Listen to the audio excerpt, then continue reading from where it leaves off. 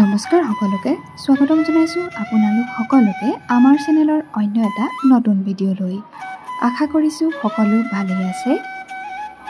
অসমৰ জনপ্ৰিয় অভিনেত্ৰী ৰাগিনী কৌশিকৰ জীৱনলৈ আহিছে এক ভাল খবৰ। হয় বন্ধু বান্ধৱীসকল, আপোনালোকে ঠিকেই শুনিছে। ইতিমধ্যে ছ'চিয়েল মিডিয়াত শ্বেয়াৰ কৰিছে অভিনেত্ৰীগৰাকীয়ে তেওঁৰ এই ভাল লগা খবৰটো। পিছে এই ভাল খবৰটোনো কি, এই সকলোবোৰ আপোনালোকক জনাম। গতিকে ভিডিঅ'টো শেষলৈকে চাই থাকিব বুলি আশা কৰিলোঁ। লগতে যিসকলে আমাৰ চেনেলটো পোনপ্ৰথমবাৰৰ বাবে চাইছে তেওঁলোকে চেনেলটো প্লিজ ছাবস্ক্ৰাইব কৰি ল'ব। নিজৰ সুদক্ষ অভিনয়েৰে অসমৰ ৰাইজৰ মৰম বুটলিবলৈ সক্ষম হৈছে অভিনেত্ৰী ৰাগিনী কৌশিকে। বহুতো গীত তথা ধাৰাবাহিক আৰু বহুকেইখন ৱেব ছিৰিজতো অভিনয় কৰিছে ৰাগিনী কৌশিকে।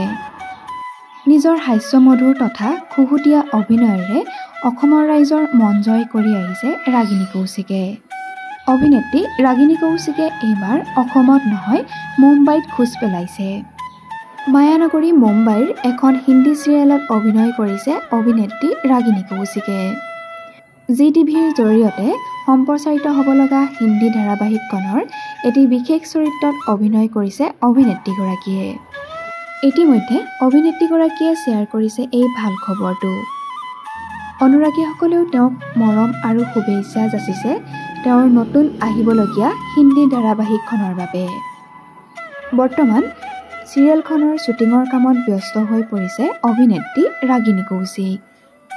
অতি সোনকালেই ZTVৰ দ্বাৰা সম্প্ৰচাৰিত হ'ব এই নতুন ধাৰাবাহিকখন, য'ত আমি ৰাগিনী কৌশিকৰ অভিনয় দেখিবলৈ পাম।